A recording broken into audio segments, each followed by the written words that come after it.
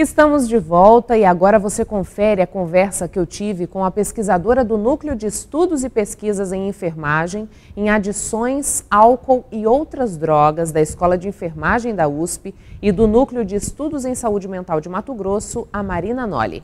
Marina, muito obrigada por aceitar o nosso convite para que a gente pudesse conversar um pouco mais aqui no Papo com ela sobre o consumo excessivo de álcool e, consequentemente, o alcoolismo. A gente vive um momento muito pesado, momento de pandemia que se arrasta desde o ano passado, mais de um ano que a gente está nessa situação, e pesquisas vêm mostrando aí o aumento do consumo de álcool, principalmente nesse contexto pandêmico. Você pode falar para a gente um pouco sobre qual a relação de altos níveis de estresse, como a gente vem vivendo, e o consumo do álcool?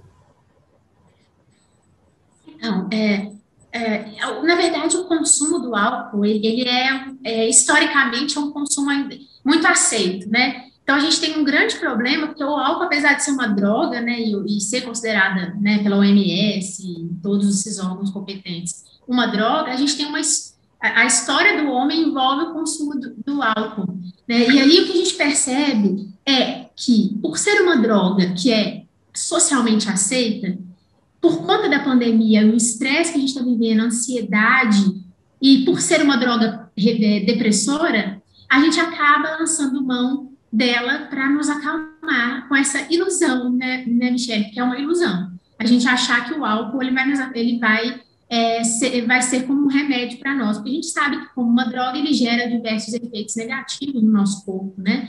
Tanto emocionalmente, que a gente acaba acostumando com aquela coisa que ele traz para a gente emocionalmente, que faz mal para a gente, que é gerar dependência,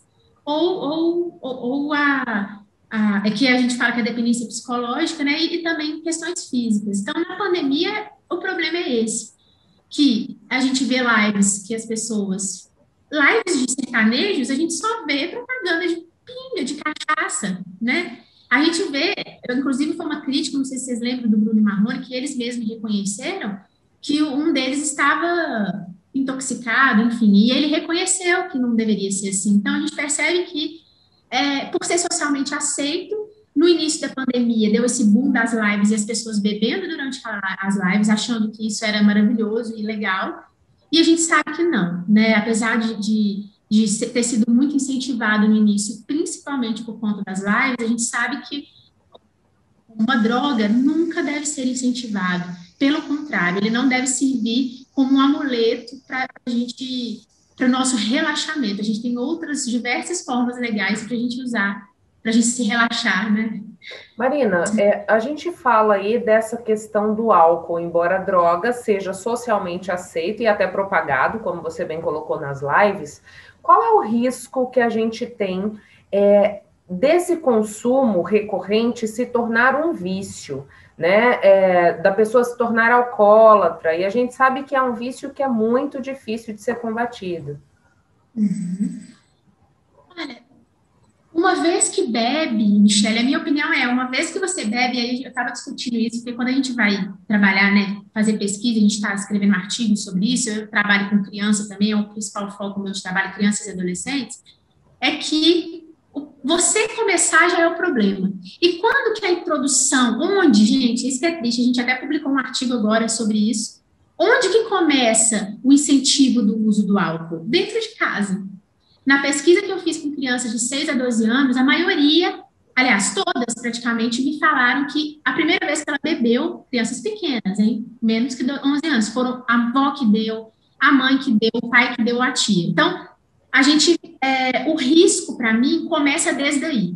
Então, aquela criança que vê, a gente fala, mas eu não vou poder fazer churrasco na minha casa. Eu só estou dizendo que é o risco dos seus filhos acharem que aquilo é um comportamento normal, porque realmente, socialmente dizendo, é aceito. Só que é um risco por quê? O álcool ele pode começar a ser uma forma de você relaxar de final de semana. Só que aí você percebe que aquela quantidade de 5 latinhas que você tomava, né, que até ok por dia, né, o OMS diz que até 4 doses para o homem por dia, enfim, não gera intoxicação, mas você começa a perceber que não está te dando aquele mesmo efeito legal, as 5 latinhas. Então, você vai aumentando, esse é o grande problema, Michele. que a gente gera a tolerância. Então, a sua tolerância ela vai aumentando. E se você está acostumado a tomar sempre e perceber que não está dando aquele efeito bonzinho de relaxamento, para mim, eu vou aumentando. Eu vou aumentando. E vai chegar uma hora que eu vou ficar dependente daquilo, porque quanto maior a dose de álcool dessa droga no sangue, mais dependente o meu sistema nervoso fica. Os meus receptores lá ficam doidinhos por álcool, querem muito aquilo. Então ele gera um circuito neurológico, né, nosso que pede por álcool, pede por isso, por essa droga, né? Então, o fato da gente tomar, para mim, já é um problema. Apesar da gente saber que tem doses, quantidades de doses que são aceitáveis, mas a gente sabe que, principalmente na pandemia, que estamos todos vulneráveis, nós somos um mundo vulnerável a sofrimentos mentais, né? Eu não indico. Eu não indico a gente, vou começar a tomar um vinhozinho aqui para relaxar, nunca. Isso não é uma dica que eu nunca, uma dica que eu nunca vou dar, mesmo dizendo que o vinho é bom, né? Marina, você disse aí das crianças e dos adolescentes que são o seu foco de pesquisa, e a gente tem um dado, salvo engano, não sei se é da OMS, que mostra que o álcool é a principal causa de morte entre adolescentes de 15 e 19 anos. Você podia falar um pouco mais sobre isso? Se eu não me engano, Michele, o que acontece? Acho que a principal causa de morte em adolescentes, né, e adultos jovens, primeiro são acidentes, né, se eu não me engano, ou alguma coisa ou de violência, seguido de suicídio, né, o suicídio. Então, o que gera violência e acidentes entre jovens? Em geral, acidentes e violência estão relacionados à intoxicação por álcool. Então, quando você tem acidentes de trânsito, a gente sabe disso, por isso que tem a lei seca, né? A maioria dos acidentes de trânsito tem pessoas envolvidas que estavam intoxicadas. Se não é pelo álcool, é pela cocaína. A gente pode. Não sei se vocês viram no Fantástico, que mostrou um cara que saiu arrastando uma moto, mataram quase 2 pessoas por conta de cocaína, né? Então, se não é o álcool, é uma outra droga. Então, Michele, se a gente for pensar que a primeira causa de mortes é violências, né, assim, com certeza o álcool está aí. Então, eu não duvido, eu nunca li, não, vou te dizer que eu não li especificamente, mas eu tenho certeza que o álcool é a principal causa. A gente sabe que mulheres que apanham em casa, o marido em geral está intoxicado, né? A mulher que sofre violência de todos os sentidos sempre tem alguém intoxicado de alguma droga nessa bagunça, e é o álcool em geral, que é a droga mais consumida, né, no mundo. A gente tem, por costume, pensar que a maconha seria uma porta de entrada para drogas mais pesadas. Mas, diante desse relato que você faz, eu posso considerar que é o álcool essa porta de entrada? Sim. Assim, a gente até brinca, assim, na nossa área acadêmica, que a gente não pode dizer, falar de porta de entrada, porque isso depende do grupo social que você está. Mas o álcool, para mim, vai ser, sim, em geral, a primeira porta de entrada, porque como a gente disse, 70% da população brasileira, na última pesquisa, relatou que já usou álcool alguma vez na vida. Pensa bem, 70%. Eu acho muita coisa. A maioria da população. Então, a chance dele se intoxicar, de fazer o uso em binge, que a gente chama, né, o uso pesado episódico, que o adolescente faz muito. Da minha pesquisa, por exemplo, em torno de 40% a 50% de adolescentes fazem uso pesado episódico, um uso alto de intoxicação, né, que gera intoxicação. Então, sim, a chance dessa criança, desse adolescente ou desse adulto intoxicado usar uma droga, aceitar, vou usar aí, é super grande, Michelle. Então, com certeza, para mim, se tem porta de entrada, é o álcool. De que forma a gente pode ir trazendo novos hábitos, fazendo essas discussões, como você pontuou? É importante que a gente converse, né? Não precisa falar da droga em si, mas de que forma isso seria mais eficaz? Você faz alguma pesquisa nessa linha? Eu acho que a gente só vai ter pessoas autoeficazes, ou seja, pessoas capazes de fazer o que elas sentem que é bom para elas, quando elas realmente se autoconhecerem. Isso me faz bem? Eu ir para uma festa festinha e beber pra caramba, e ficar intoxicada, e não lembrar o que eu faço, isso realmente faz bem para mim? A minha ideia, a minha opinião, e o que eu tenho estudado hoje é que a gente só vai mudar comportamentos negativos quando a população encontrar a sua felicidade.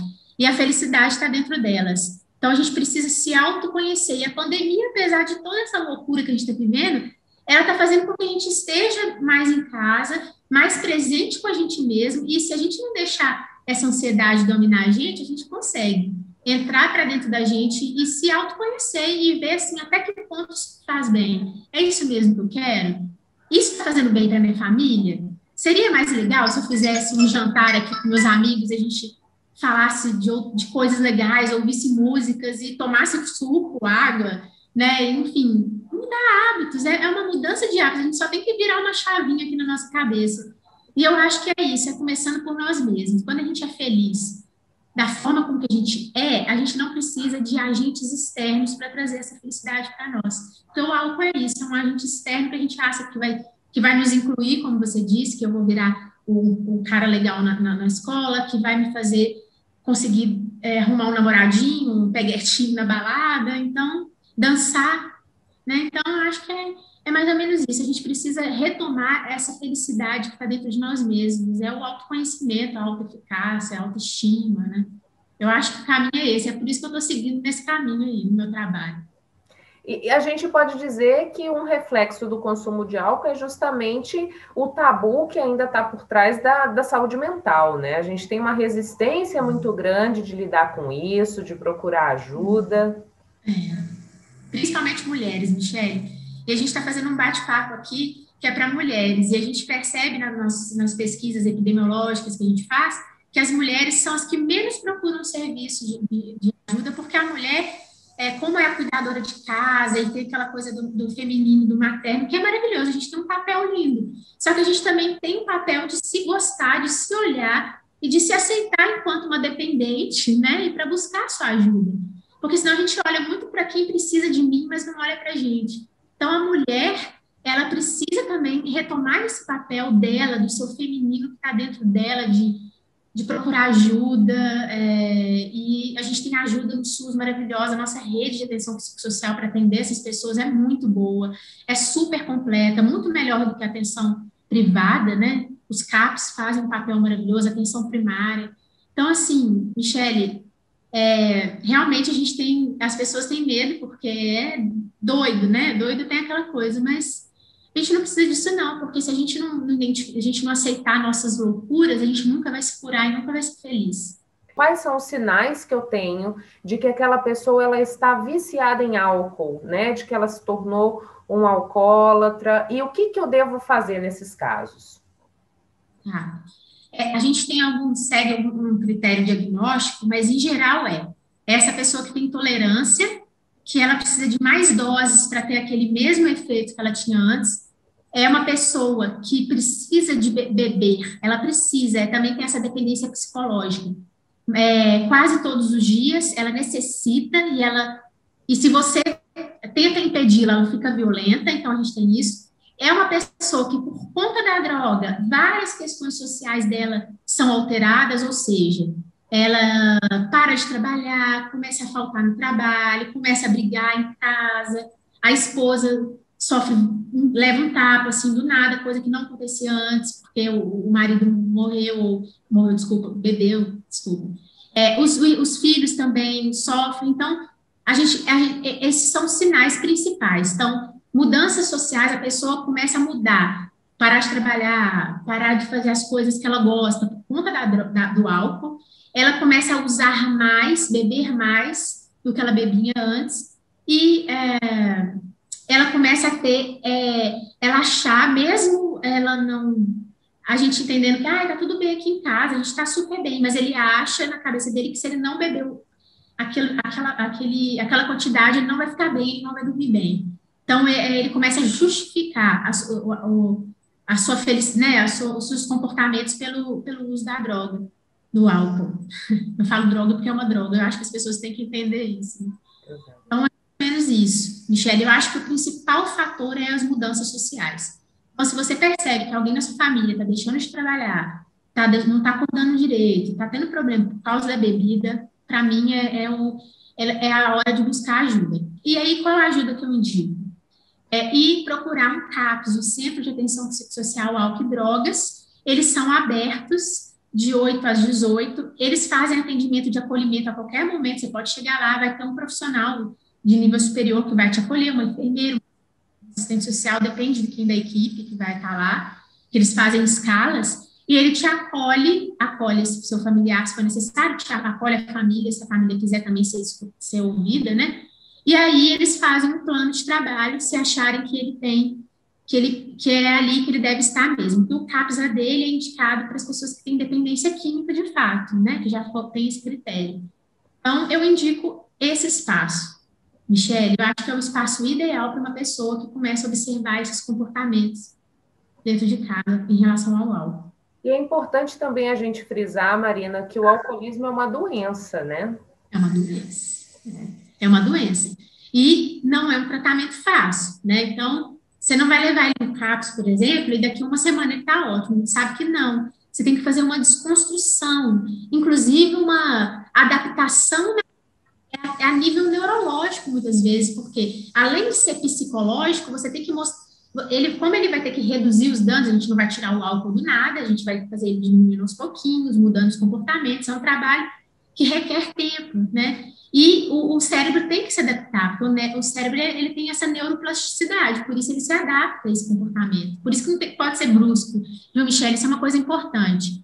Nunca escondam a bebida do nada, uma pessoa que já tem esses problemas, você esconde, queima, porque a pessoa que já tem dependência, que tem uma abstinência assim, de repente, ela pode ter problemas gravíssimos de síndrome de abstinência, pode ter delírios tremens, que a pessoa começa a delirar, enfim. Tem várias consequências, a pessoa pode até morrer. Então, por isso eu digo, não faça essas loucuras, não queime a bebida, joga na privada, vai no CAPS, ele tem que fazer uma redução de danos gradativa para não ter consequências físicas para ele. Intervalo e a gente volta na sequência, não saia daí.